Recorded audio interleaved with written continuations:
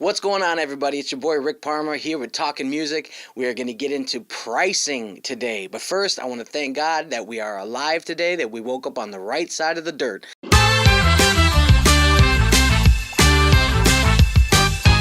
There's so much information on what I'm going to be giving you guys that I'm actually going to break this up into 3 parts. 1, we're going to talk about if you're a solo artist. 2, if you're a band or a trio or something like that, multiple people. 3, the difference between private event gigs and set place gigs like restaurants, bars, venues, things like that, okay? Number 1, the first part is if you are a solo musician. Okay, how to set your price if you're a solo musician? Well, let's break it down into a couple different sections. First of all, experience level. If you're one of the beginners that I was talking about, you put yourself together a repertoire of 50 songs, and you got your guitar or you got your keyboard, and you're ready to finally go out there and do it. You are going to be asking for a little bit less than what, say, somebody like myself is going to ask for, who's been doing this for a long time, who's got a huge repertoire, who really knows how to work a crowd, all that kind of stuff. Now, I'm not saying go out there and ask for $75 and a meal. That's crazy. Still, never go under $100. I would just urge everybody just to never go under $100. First of all, it helps you out, and it helps other musicians out once everybody starts asking for similar amounts of money, and they're not settling for this, you know, under the table kind of like garage band kind of stuff. And I say that is, over the years I've heard a lot of people, professional musicians, talk about this, how they say that the venues that you go to will undercut you by saying, well, we don't want to pay this, we can get another band for, you know, half the price. And it's because they're just a beginning like garage band, you know, that's what they call it, garage band, just guys jamming in there, and they're going to do it for a hobby. So they come in and they play on a Friday night for, you know, $50 and a meal, because, you know, they're just trying to get away from their wives for an evening and have fun and whatever, and they're killing the rest of the market for other real musicians who are doing this on a regular basis. This lifestyle of being a gigging musician needs to be as professional as any other third-party contractor that goes into any restaurant or venue, bar, club, whatever. Okay, so that's why you have to continue to look at yourself as. You are a third-party contractor. This is your business. So if you're a solo artist, you're just starting, don't ask for less than $100, because gas is expensive, your time is expensive. You know, if you're doing 2-3 hours, I mean, that's a lot of time and money that you could be wasting for, you know, just for $75 or $50. You're really not doing yourself any benefit, except for maybe reaching a couple of fans and things like that. If you're a solo artist and you're just starting out, let's start with that, okay? You've been going at it for a couple years, or maybe a year or two, whatever. Try to bump yourself up a little bit, maybe 120, 125, that kind of thing, and then just work your way up, okay? Work your way up. If you've been doing this for a while, say 5-10 years, you know how you're doing this, but you just feel like you're still stuck at like $100, and man, it's just like, I can't seem to figure out a way to get more money out of these venues. Well, it's because you're not showing them, and you're not demanding your worth. If you know what you're worth, and you're good at what you do, and like say every night, you know, your tip jar is loaded with money, and your people are buying your CDs, and you're always having good crowds, but you're still making $100 from the venue, and anytime they bring up like, oh, we don't have any more budget, and you cower and be like, oh, okay, because you don't want to lose the job, you're not doing yourself a service, okay?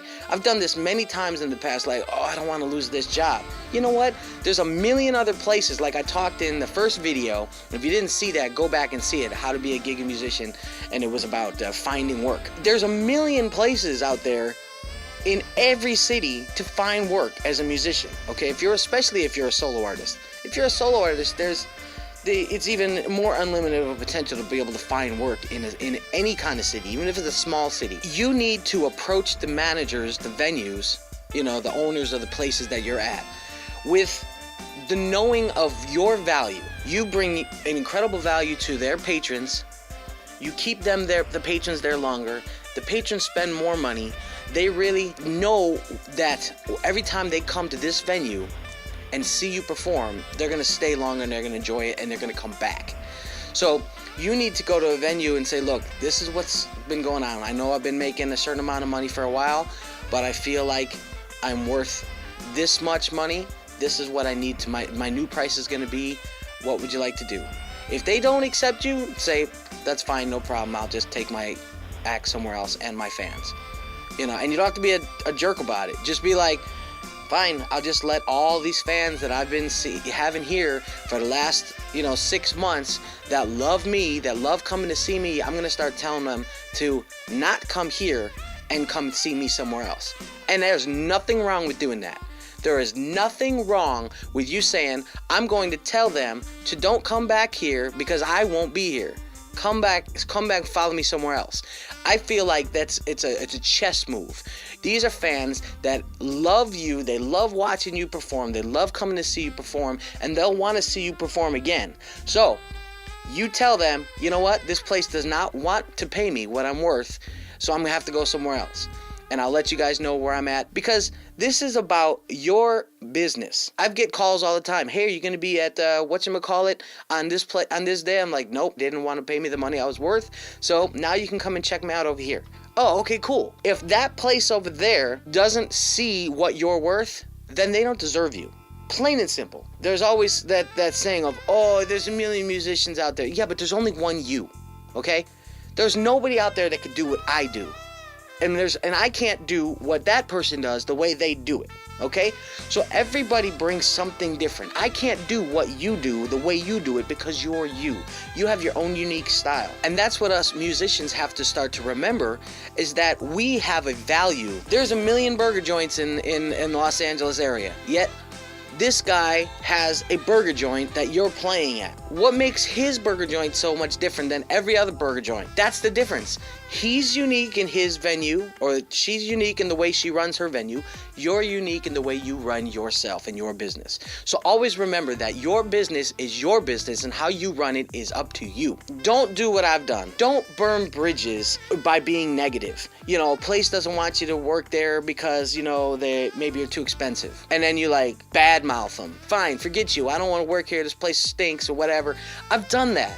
I've messed up. I've yelled at people. I've cursed people out on text messages and things like that, when I could have just said, okay, no problem. And then when I leave and the patrons start showing up at that place going, hey, what happened to Rick? We want Rick back. Because that has happened many times too. What do? The owner picks up the phone. They call you up. We really like to have you back. If you burn the bridge, then you don't have the chance to go back to that place. This channel is a way for me to be able to promote positivity to people, because I've lived a very negative life. Always angry or crabby or jealous of this person or jealous of that person. I'm the guy that's like, I should be up on that stage in front of that. You know what? Done. I'm done with that. I didn't know what my value was. I didn't know who I really was as a musician, as an entertainer, a saxophone player, singer. I didn't really know that I could be me and not have to worry about anyone else. There's a few other singer-saxophonists in the Southern California area, but nobody does me like me. So I just have to bring me every night, and if I bring me every night, the people are gonna love it. That's a guarantee. Why? Because I know who I am now. The crazy thing is that when places call you back and they realize, our people are not wanting to come because they're going somewhere else, or they're calling about this guy, we really got to get him back, then you're really in the driver's seat to get the price that you want. They call you back and say, look, we need you back, and that's when you reestablish, okay, no problem, this is my price. And just to remind you, I am not a marketing person. I advertise where I'm going to be for my fans, but I'm not a marketing person. I'm not in charge of bringing customers to your place. I am a musician, entertainer that will entertain your clientele. So if they don't have the clientele, don't take the job. If you go to a place and they're trying to give you, $50 to play because they don't have any clientele, well then you're only making $50 and you're not even playing to anybody. Maybe you're one of those people that just, everywhere you go, your fans, they flock, right? That's cool. That's great. That's awesome for you. Congratulations, because we all want that. But you're not reaching new people. They get all this extra business. And I've done this.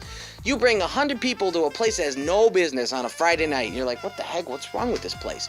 Then you start to find out it's service or it's food or whatever. But your 100 people brought it at least $20 a person. They're making all kinds of money, and then they want to pay you $50. We can't let these venues establish what we are supposed to make. If they have a burger that's $10 and you go, well, it's kind of expensive, can I get it for $4? They're gonna be like, no, go over to the McDonald's over there and go to the dollar menu. Sorry, they're not changing their prices. Why are we changing our prices? This has got to stop, where us musicians are bowing to the management like they own us, like we're slaves to whatever they say. It's like, no. We are entertainers. The value that we bring to people is joy, happiness, fun, kindness. You know, they're coming to that restaurant or that club or whatever to get away from their daily grind, to get away from their bosses, or get away from their families for just a couple hours, then the fighting, or maybe they're getting away from the fact that they're just having a rough life, or even just a rough day. And then they go in, they sit down, and you're like, don't you feel it growing day by day?